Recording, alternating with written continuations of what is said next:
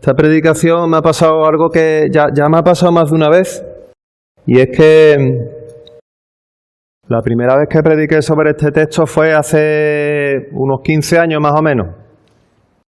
Y pensé que podría sacar algunas cosas de esa primera predicación, pero he cambiado tanto la manera de predicar y también la manera de pensar en algunas cosas que no, al final ha sido más trabajo y he tenido que hacerlo todo de nuevo. Y eso yo creo que en cierto modo es bueno, hermano, porque el Señor nos llama a no estancarnos, ¿verdad? Con el paso del tiempo el Señor nos va enseñando y vamos evolucionando, ¿no? Y nos va mostrando cosas nuevas. Hablaremos también de esto en esta mañana. Hoy quiero predicar sobre el llamamiento a Isaías. Y nos vamos a centrar sobre todo en Isaías capítulo 6, pero también vamos a ver algunas cosillas de Isaías capítulo 1. Si os acordáis, el día de las misiones, os dije que iba a empezar una serie de estudios acerca de llamamiento a grandes hombres de Dios. Empezamos con Moisés aquel día.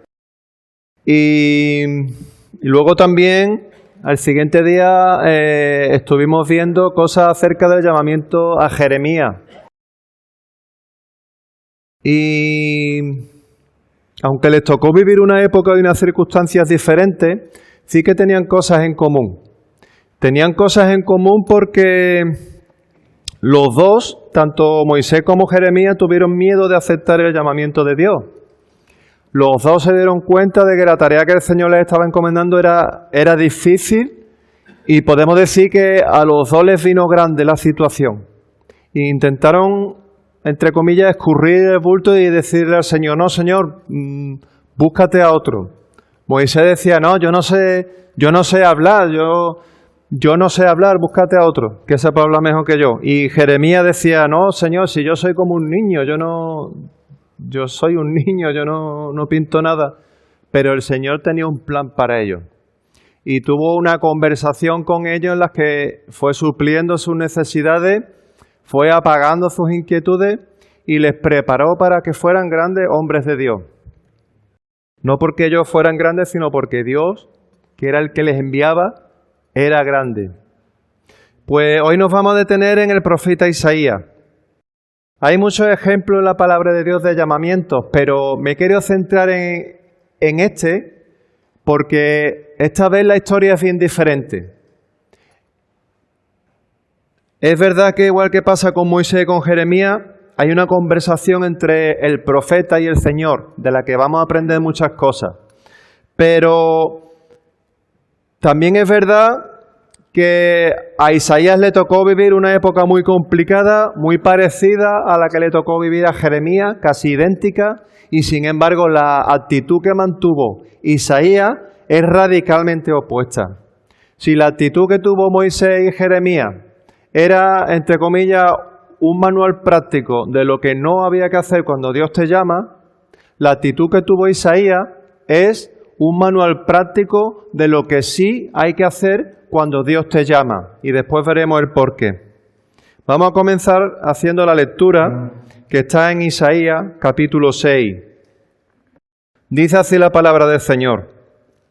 En el año que murió el rey Uzías, vi yo al Señor sentado sobre un trono alto y sublime, y sus faldas llenaban el templo. Por encima de él había serafines, cada uno tenía 6 alas, con 2 cubrían sus rostros, con 2 cubrían sus pies y con 2 volaban. Y el uno al otro daba voces diciendo, Santo, Santo, Santo, Jehová de los ejércitos, toda la tierra está llena de su gloria. Y los quiciales de las puertas se estremecieron con la voz del que clamaba, y la casa se llenó de humo. Entonces dije, ay de mí que soy muerto, porque siendo hombre inmundo de labios y habitando en medio de pueblo que tiene labios inmundos, han visto mis ojos al Rey Jehová de los ejércitos. Y voló hacia mí uno de los serafines teniendo en su mano un carbón encendido, tomado del altar con unas tenazas. Y tocando con él sobre mi boca, dijo, he aquí que esto tocó tus labios y es quitada tu culpa y limpio tu pecado. Después oí la voz del Señor que decía, ¿a quién enviaré y quién irá por nosotros? Entonces respondí yo, heme aquí, envíame a mí. Y dijo, anda y di a este pueblo, oíd bien y no entendáis, ved por cierto, mas no comprendáis. Engruesa el corazón de este pueblo y agrava sus oídos y ciega sus ojos para que no vea con sus ojos, ni oiga con sus oídos, ni su corazón entienda, ni se convierta y haya para él sanidad. Y yo dije, ¿hasta cuándo, Señor? Respondió él, hasta que las ciudades estén asoladas sin morador y no haya hombre en las casas y la tierra esté hecha un desierto, hasta que Jehová haya echado lejos a los hombres y multiplicado los lugares abandonados en medio de la tierra. Y si quedare aún en ella la 10ª parte, ésta volverá a ser destruida. Pero como el roble y la encina, que al ser cortado aún queda el tronco, así será el tronco, la simiente santa. Me gustaría ver un poco, para que entendamos mejor qué es lo que está pasando aquí, la historia que le tocó vivir a Isaías. Isaías vivió en el siglo VII a.C. Y de momento es especialmente importante que nos fijemos en una cosa. Y es que, a pesar de que se parece muchísimo a lo que tuvo que vivir Jeremías, la actitud fue radicalmente opuesta.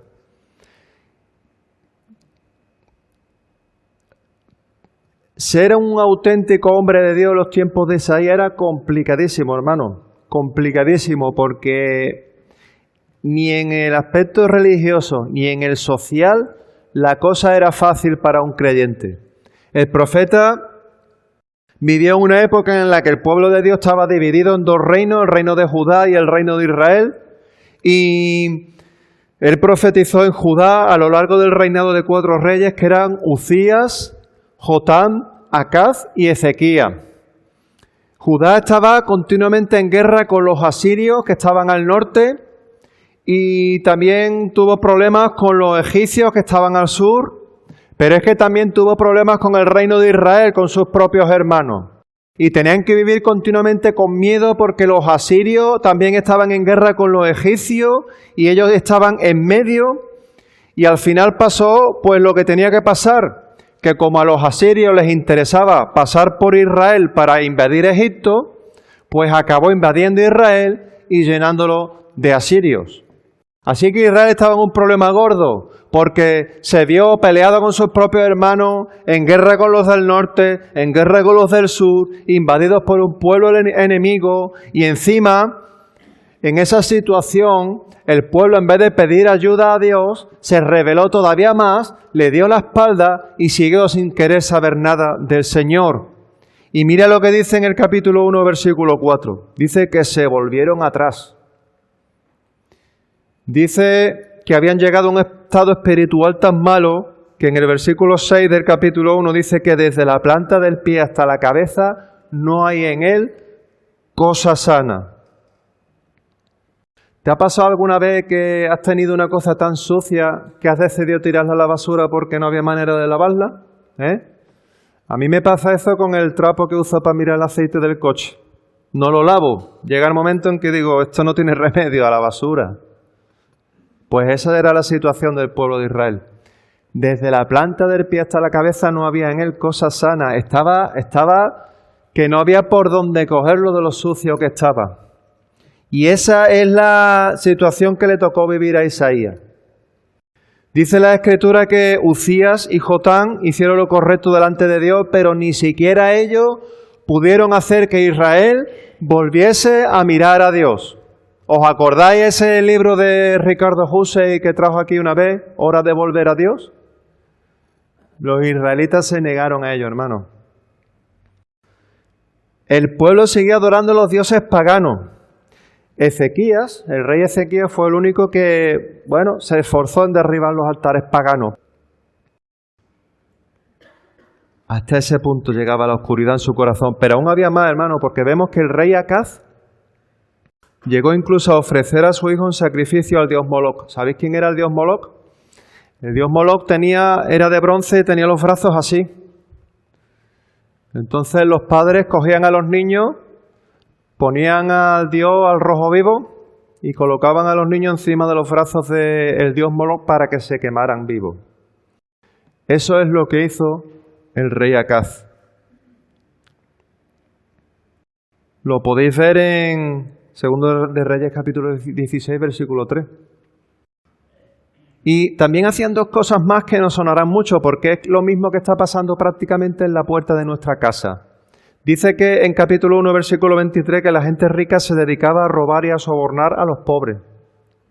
Y dice en el capítulo 9, versículo 13, que los que adoraban a Dios lo hacían por tradición, no porque en realidad creyeran en nada. Dice, este pueblo se acerca a mí con su boca y con sus labios me honra, pero su corazón está lejos de mí y su temor de mí no es más que un mandamiento de hombres que les ha sido enseñado. ¿Te suena? ¿No te daría pena que Dios pudiera decir eso de ti? A mí sí, desde luego. No había por dónde cogerlo sin mancharse las manos. Era fácil dejarse llevar por la mayoría y decir, pues mira, ya no peleo más y me dejo llevar y llevo una vida fácil. Pero en medio de ese panorama estaba Isaías, que aún así permanece con Dios en su corazón, permanece fiel, y él no era un adorador por tradición, sino por auténtico convencimiento. ¿Y qué podemos aprender del llamamiento de Isaías? Hay una serie de verdades bíblicas aquí que podemos y debemos llevar a la práctica en nuestro día a día como creyentes, como siervos de Dios. Aquí en el capítulo 6 hay tres bloques que nos hablan del carácter de Dios, el carácter del siervo y el carácter de la tarea. ¿Qué nos habla del carácter de Dios? Si unimos estos tres bloques, tenemos ese manual práctico de lo que sí se debe hacer cuando Dios te llama. Y en primer lugar, hablando del carácter de Dios, vemos que Isaías empieza el capítulo esforzándose antes que nada en dar una descripción lo más completa posible de lo que está viendo acerca del Dios que tiene delante. Él quería que quedase clara la gloria y la grandeza del Señor que le estaba llamando. Y dice en el versículo 1 que en el año que murió el rey Uzías, vi yo al Señor sentado sobre un trono alto y sublime, y sus faldas llenaban el templo. Por encima de él había serafines, cada uno tenía 6 alas, con 2 cubrían sus rostros, con 2 cubrían sus pies, y con 2 volaban. Esta es la escena, hermanos. Isaías está en el templo, y Dios se le aparece en ese momento, y lo hace sentado en un trono que dice que era alto y sublime, y las faldas de Dios llenaban el templo. Él lo hace sentado en un trono alto y sublime. El profeta lo deja claro porque quería que quedase claro que el Señor es soberano. También nos dice que las faldas llenaban el templo porque quería dejar claro que el que estaba allí era santo. También dice que los serafines le alababan como símbolo de poder, para que quedase claro que el que estaba allí era poderoso. Y también es interesante que veamos el contenido de la alabanza de esos serafines. Versículo 3. Dice que el uno al otro daba voces diciendo, Santo, Santo, Santo, Jehová de los ejércitos, toda la tierra está llena de su gloria. Santo, Santo, Santo, 3 veces santo. El número 3 simboliza la perfección y también nos recuerda a la Trinidad. Santo, Santo, Santo. Querían dejar claro que Dios no solo es santo, sino perfectamente santo, perfectamente limpio. Luego dice que era Jehová de los ejércitos. Dios no es solo poderoso, sino todopoderoso. Estoy seguro que en este momento Isaías se acordaría de los asirios, se acordaría de los egipcios, y aquí el Señor le está diciendo, no tengan miedo, que yo soy el Dios de esos ejércitos también. Yo soy más fuerte que esos ejércitos.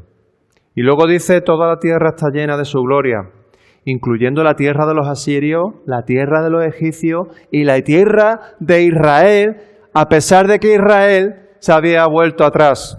Era irrelevante que Israel se volviera atrás. El Señor seguía siendo el Señor de todos ellos, aunque ellos no lo aceptaran. Aquí el Señor le está diciendo al profeta Isaías, no hay nada que escape de mi control. Y ahora también fijémonos un momento en los serafines que cantaban. Dice que eran tan poderosos que sus voces hacían temblar las puertas del templo. Dice que los quiciales de las puertas se estremecieron con la voz del que clamaba y la casa se llenó de humo. Tened en cuenta que estas puertas no eran unas puertas normales, no eran las puertas de nuestra casa, ni siquiera eran estas puertas, ni punto de comparación. Eran puertas tremendamente grandes que pesaban un montón de kilos. Imaginaros ese edificio gigantesco que era el templo y esas puertas inmensas, y la sola voz de los serafines hacía temblar aquellas puertas. Y sin embargo, Isaías estaba viendo que esos seres tan poderosos no eran más que unos simples sirvientes del Dios que tenía delante. Y eso le hacía ver y nos hace ver a nosotros la idea del inmenso poder del Dios que estaba llamando en ese momento a Isaías. ¿Te das cuenta? La presencia de Dios era imponente, impresionaba mucho, de tal manera que ante esa demostración de poder y majestad, el profeta se siente tan pequeño, tan insignificante, que llegó a pensar que la sola presencia de Dios, la sola gloria de Dios, lo mataría. Mi hermano, piensa una cosa, Dios sigue siendo el mismo hoy en día. Sigue teniendo la misma santidad, la misma perfección, el mismo poder, la misma autoridad. Y todo eso nos tiene que llevar a pensar en algo y en reflexionar en algo importante. Y si la respuesta no es correcta, tiene que llevarnos a hacer cambios urgentes en nuestra vida. En primer lugar, ¿has aceptado a ese Dios poderoso y santo como el Señor de tu vida? ¿Lo has aceptado? Porque Él es santo, es perfecto, es poderoso y es el soberano de tu vida, lo creas o no lo creas. Y a los que somos creyentes, tiene que llevarnos a reflexionar en una cosa. ¿Somos conscientes del poder de Dios? ¿Del poder del Dios en el que hemos creído para respetarlo, para confiar en Él? ¿O nos hemos acostumbrado a que Dios esté a nuestro lado y ya no le damos la importancia que realmente tiene? ¿Cuántas veces hemos enfrentado un problema pensando en que no tiene solución y nadie puede ayudarnos, incluyendo en ese nadie al propio Dios? Y hemos intentado hacerlo a nuestra manera o buscando ayuda en cualquier sitio menos en el propio Dios. ¿Cuántas veces nos hemos acercado a Dios por simple rutina, porque es domingo o porque lo hago todas las mañanas, y hemos dejado a un lado esa solemnidad y reverencia que Él se merece? ¿Hemos tomado a la ligera nuestro compromiso con ese Dios poderoso y santo? Llevaros esa pregunta a vuestra casa y pensad en ello. En segundo lugar, en este capítulo nos habla del carácter del siervo. Y es interesante ver el pensamiento de Isaías. Vamos a detenernos un momento en lo que él piensa.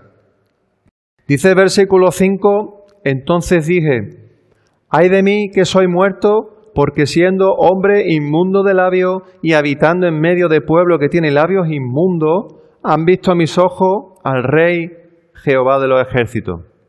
Dios le hace entender tres cosas. La primera de ellas, que es pecador. La segunda de ellas es que es indigno de estar ante la presencia de Dios. Y la tercera de ellas es que la presencia de su pecado era incompatible con la presencia de Dios. Y Dios nos revela este pensamiento de Isaías para que nos demos cuenta que nuestra situación es exactamente la misma, seamos conscientes de ello o no. Nuestro pecado nos hace indignos de estar ante la presencia de Dios. No podemos estar ante Dios por méritos propios. No podemos sostenernos de pie ante Dios por méritos propios. No pienses que si eres bueno, haces cosas buenas, estás ganando puntos para que Dios te ame. Porque no es así. Mucha gente echa en cara al Señor que a los malos le va bien y a nosotros que somos buenos nos va mal. ¿Por qué? Hay incluso un salmo, el salmista le dice, ¿por qué prosperan los buenos y yo no? Los malos y yo no, si soy bueno. Pero que no se nos olvide una cosa, si tenemos algo es simple y llanamente por la misericordia de Dios, porque no merecemos nada. Isaías era consciente de ello. Vio delante al Señor y era consciente de que no merecía ni la vida. Si tenemos algo es simple y llanamente porque Jesucristo, que era inocente y sin pecado, murió por nosotros en la cruz, en el lugar que teníamos que haber muerto nosotros. Y el propio Isaías, el Señor se lo revela. Mira lo que dice en Isaías 53, versículo 5, hablando de Jesús. Y cuando leas estos versículos, fíjate en dos cosas. Fíjate en la manera en la que Dios nos ve a nosotros y en la manera en la que Dios ve a Jesús. Isaías 53, versículo 5. Mas Él herido fue por nuestras rebeliones, molido por nuestros pecados.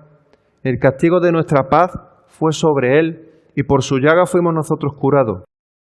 Todos nosotros nos descarriamos como ovejas, cada cual se apartó por su camino, mas Jehová cargó en Él el pecado de todos nosotros.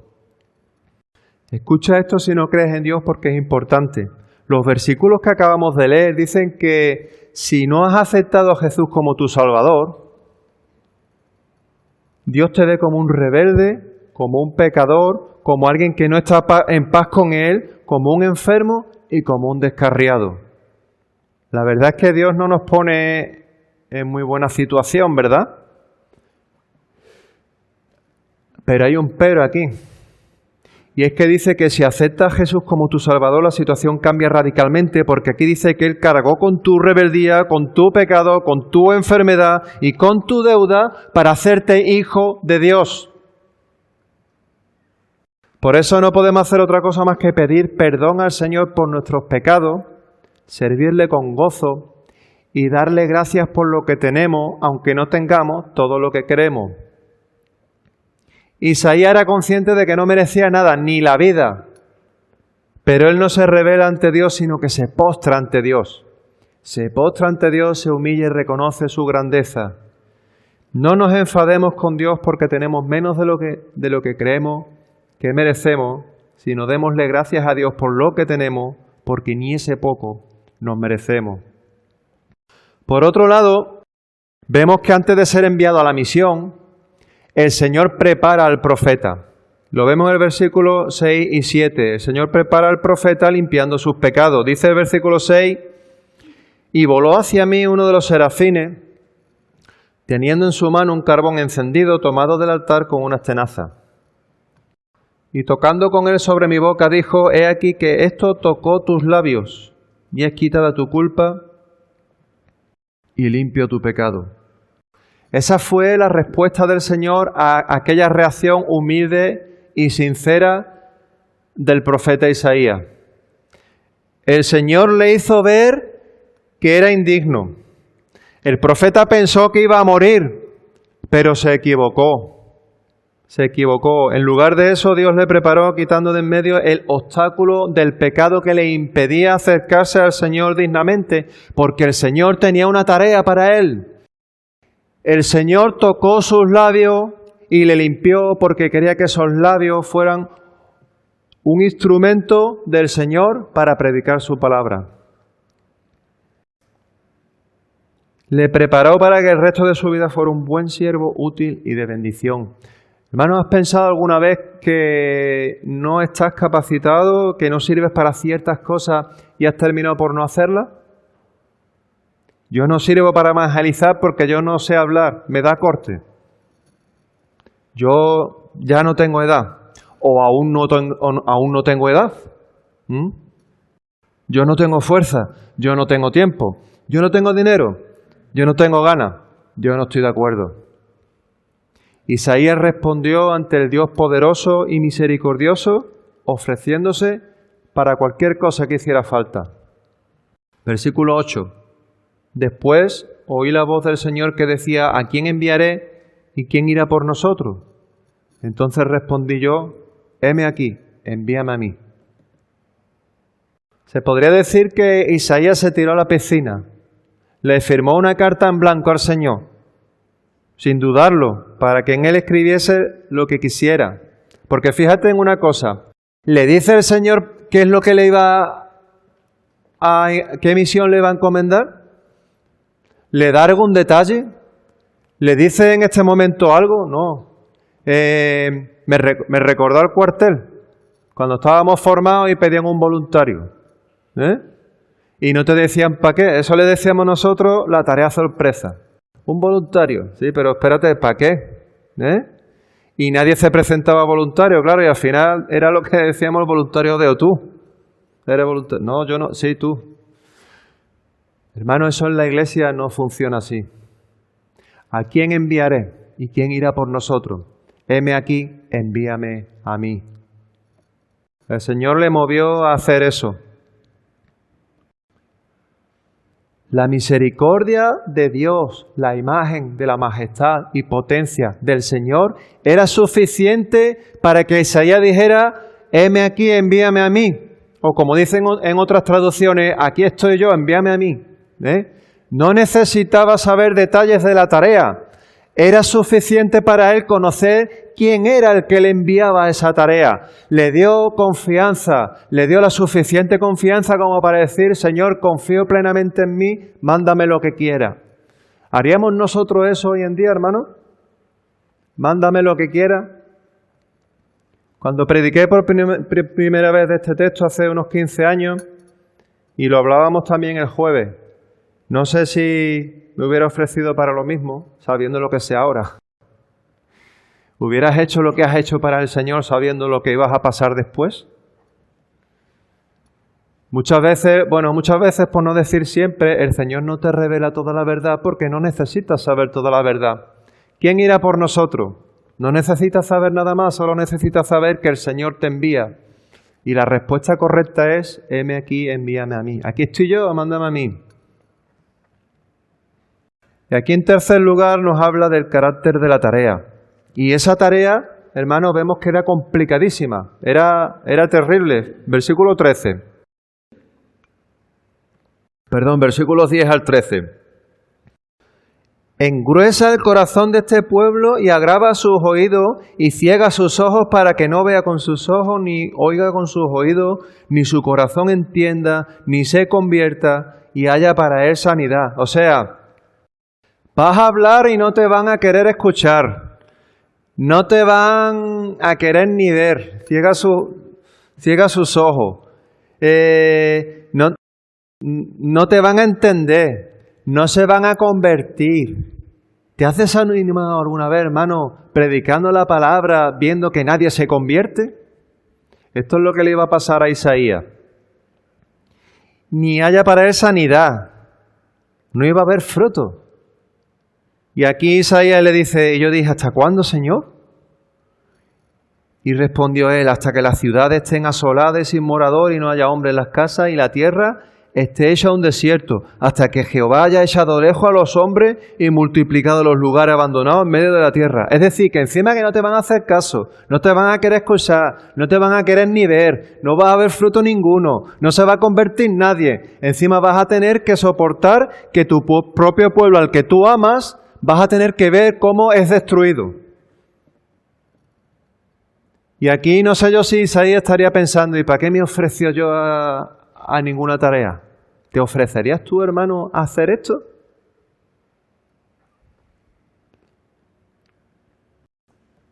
Y ahora esto implicaba una gran lucha en el corazón de Isaías. En primer lugar, consigo mismo, para no desviarse del camino. Y en segundo lugar, con todos esos que le rodeaban y que no querían ni verle, ni escucharle, ni convertirse, ni nada, para no desanimarse.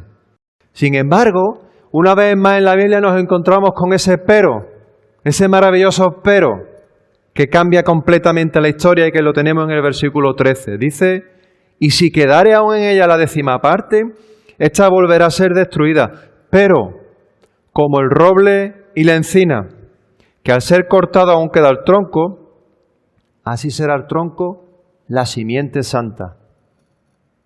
En medio de toda esa desolación y entre todo ese pueblo desobediente, aún iba a quedar un remanente, una simiente santa que continuaría sirviendo y adorando a Dios, y el profeta Isaías iba a ser parte de ese remanente que seguiría adorando a Dios. Hermano, la situación que vivimos hoy en día en la Iglesia es muy parecida a esta, es muy parecida a nivel mundial. Tiene un gran parecido porque la inmensa mayoría de la gente no quiere saber nada de Dios. Y muchos de ellos, si se acercan a Dios, lo hacen por tradición.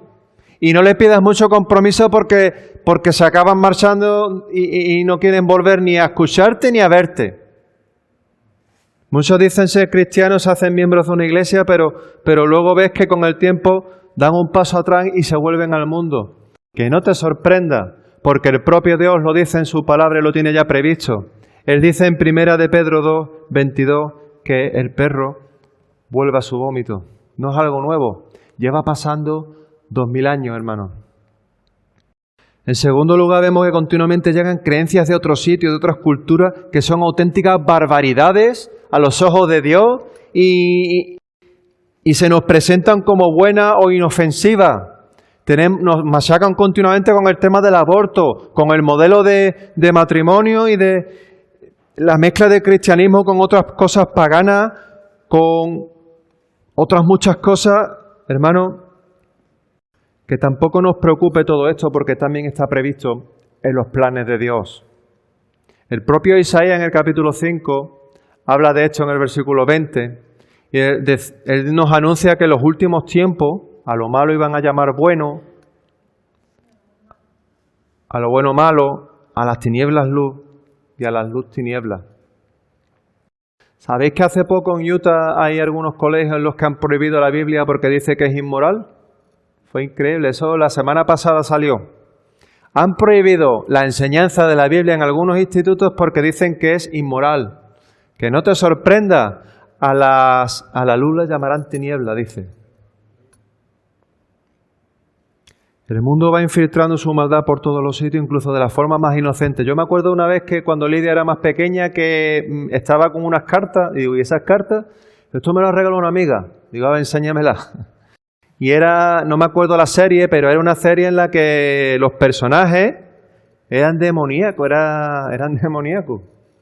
Y incluso uno se llamaba, creo que era Moloch o algo así, era tremendo, ¿no? Y trataba sobre unos luchadores que tienen cartas mágicas y tienen poderes y van usando las cartas para matarse unos a otros. Era una auténtica apología de la magia negra, ¿no? Y evidentemente las cartas las guardé y no volví a verlas nunca más. Pero para que tú veas, hermano, de qué manera el mundo va metiendo la maldad y llamándola bueno, llamándola bueno. Es difícil no desviarse del camino cuando los demás ya lo han hecho. Y más difícil todavía mantenerse en el camino cuando es políticamente incorrecto y sabes que te va a traer problemas. Muchos intentan doblar o forzar la palabra de Dios para que parezca más suave con ciertos temas. Ahora hay una Biblia que se llama la Biblia políticamente correcta, y la han subrayado y le han quitado cosas porque ofende. Claro que ofende. Dios quiere que te ofenda porque la Biblia te señala con el dedo y te dice que eres pecador y que eres indigno y que tu pecado no te permite estar de pie ante la presencia de Dios porque Él es santo. ¿Sabes para qué? Para que cambies tu vida. Si la Biblia no te ofende y no ves que tienes que cambiar tu vida, no cambiarás tu vida y seguirás siempre condenado. ¿Te das cuenta de la maldad? Hay que ser políticamente incorrecto. Pero en medio de toda esta situación nos tiene que llenar de paz y de consuelo saber que hay un remanente. Siempre habrá un pueblo fiel comandado por ese Dios santo que nos sostiene y sobre el que Él reina. Igual que Dios tocó a Isaías su boca y le capacitó para servirle, Dios toca nuestras vidas y nos capacita para servirle repartiéndonos dones por su Santo Espíritu. Y ahora nuestra tarea es ponernos de rodillas delante de Él, servirle y poner esos dones en práctica. Busca cuáles son tus dones, busca cuál es tu tarea dentro del pueblo de Dios y ponte manos a la obra. Eso es lo que nos queda. Y ya para terminar, Hay una diferencia entre el carácter de Dios que hemos visto y el carácter del cristiano o el carácter del siervo de Dios. Dios es así porque Él es así. Yo soy el que soy. Pero el siervo de Dios es siervo de Dios porque Dios le ha transformado. Si yo soy algo es por su misericordia. Si yo soy algo es porque Cristo ha limpiado mis pecados, me ha preparado, me ha capacitado y me sostiene día tras día. Si no crees en Dios, tienes una necesidad urgente. Tienes la necesidad urgente de que Dios toque tu vida, cambie tu corazón y limpie tus pecados. Dios te está llamando a ponerte de rodillas delante de Él y decirle, Señor, soy pecador, necesito que me salve, cambia mi vida. En un tiempo en el que la gente se apartaba cada vez más de Dios, el Señor levantó a un profeta que no era mejor que los demás. Isaías no era mejor que los demás. Pero Dios tocó sus labios con el fuego de su poder. Tocó su corazón para que finalmente dijera, heme aquí, envíame a mí. Aquí estoy yo, envíame a mí. Isaías sabía perfectamente que él era imperfecto, limitado, pecador, indigno, pero el Señor le hizo entender que el que le enviaba era el Todopoderoso, Dios Santo y Soberano, y no lo dudó. Se lanzó a la piscina. Como los niños pequeños cuando tú le dices, tírate, que yo te cojo, y el niño se tira sabiendo que tú le vas a coger. Eso es lo que hizo Isaías. Así que en esta mañana quiero animaros en el nombre del Señor a hacer 3 cosas. En esta mañana quiero animaros a todos a no perder la visión de lo que es ser realmente un cristiano. Un siervo de Dios. Que no le diga a Dios que no. No podemos vivir pensando en qué recibimos. Si me gusta la predicación, si me gusta la alabanza, si el culto está bien organizado o no, si esto o aquello me gusta, si la barbacoa estaba bien hecha la carne. El cristiano vive buscando sobre todo la manera de dar. Heme aquí estoy yo. A pesar de que sabemos que el servicio implica un esfuerzo continuo en todos los ámbitos y en los momentos de la vida. Es así. Los hombres de Dios que aparecen en la Biblia no eran perfectos. Por eso tenemos a Jonás, que cuando el Señor le manda a predicar a Nínive, se niega y se marcha en un barco a Tarsis. Tenemos al apóstol Pablo, que era perseguidor de la iglesia. Tenemos a Mateo, que era un publicano, considerado un traidor por su pueblo. Tenemos a Pedro, que negó a Jesús 3 veces. Tenemos al resto de los apóstoles que cuando arrestan a Jesús se van corriendo y lo dejan solo. Y así podríamos seguir durante 2 horas. Pero Dios les transformó. Dios tocó sus vidas, tocó sus corazones, les cambió, limpió sus pecados, les repartió dones y les movió a ponerlo en práctica. Y gloria a Dios por ello, porque gracias a esa obra de Dios estamos nosotros aquí ahora adorándole. Hoy Dios tiene un plan para ti.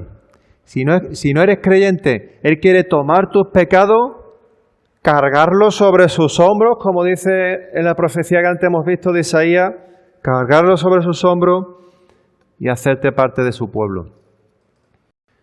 Si ya eres creyente, Dios quiere repartirte dones y darte la oportunidad de ponerlos en práctica. Aprovecha esa oportunidad. No es una carga. La carga es el pecado sobre tus hombros. Pero servir a Dios es el honor, un honor. Y no te lo pierdas. Y en segundo lugar, en esta mañana animo a la iglesia a predicar la palabra. Estamos predicando su palabra no solo cuando sale de nuestra boca lo que dice la Biblia, sino cuando nuestra familia ve que a pesar de que no nos encontramos bien o de que la cosa no está muy a favor, lo aparcamos todo y venimos aquí a adorar a Dios. Cuando entre nosotros hay una necesidad y nos ayudamos mutuamente. Cuando hay un ministerio sin cubrir la congregación y damos un paso adelante y decimos, aquí estoy yo. Cuando nos sentamos a orar por un hermano que sabemos que le hace falta y le decimos, hermano, estoy orando por ti, ánimo. Cuando ven que tenemos las ideas claras y confrontamos el pecado aún sabiendo que no nos van a querer escuchar y luego a lo mejor no nos van a querer ni ver.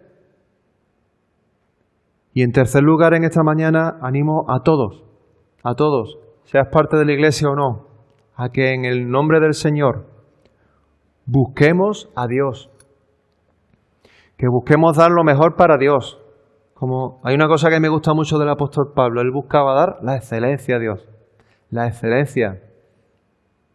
Que compartamos el mismo deseo que tuvo el profeta Isaías, cuando en Isaías capítulo 26, versículo 9 le dice al Señor: con mi alma te he deseado en la noche, y en tanto que me dure el espíritu dentro de mí, madrugaré a buscarte. Amén. Oremos al Señor, hermano. Señor y Padre Santo, gracias, Señor, te damos. Gracias, Señor, por tu obra, Señor, en la cruz. Gracias, Señor, porque ya tenías previsto entregar a tu Hijo para que cargase sobre sus hombros el peso de nuestros pecados. Y nada ni nadie pudo impedir que ese plan se cumpliera a rajatabla, Señor. Gracias, Señor, por la misericordia que has tenido con nosotros, pecadores indignos, que nos diste ese regalo sin merecerlo. Gracias, Señor, por todo lo que tenemos, Señor. Todo viene de parte de ti, Señor. Queremos poner en tus manos, Señor, si hay alguien aquí que aún no te ha aceptado como su Dios y su Salvador, que toque su corazón, Señor, para que forme parte de tu pueblo. Queremos poner en tus manos, Señor, los corazones de los que ya somos parte de tu pueblo para que nos perfecciones, Señor, y nos capacite para ser misioneros y predicadores de tu palabra con todos los que nos rodean, Señor. Muéstranos, Señor, cuáles son tus dones y ayúdanos a ponerlos en práctica, Señor. Muéstranos, Señor, cuál es nuestro lugar, Señor, y ayúdanos, Padre, a servir en ese lugar y manténnos firmes, Señor, cuando lleguen la oposición, Señor. Ayúdanos, Padre, a ser luz en las tinieblas de este pueblo, Señor, que no quiere saber nada de ti. Para que esta iglesia se llene de creyentes verdaderos, Señor. Nos acordamos, Señor, de nuestra familia que un día estuvo aquí con nosotros, pero ahora no quiere escuchar de tu palabra, Señor. Que abra sus oídos y su corazón, Señor. Danos oportunidad de hablarle de tu palabra, Señor. Danos sabiduría, Señor. Y danos aliento para seguir haciéndolo cuando se presente la oportunidad, Padre. En tus manos ponemos, Señor, todo aquello que no sabemos y que no controlamos, Señor. Ayúdanos, Padre, a tener confianza plena en ti, Señor. En el nombre de Cristo Jesús, Señor, te alabamos, te bendecimos. Amén.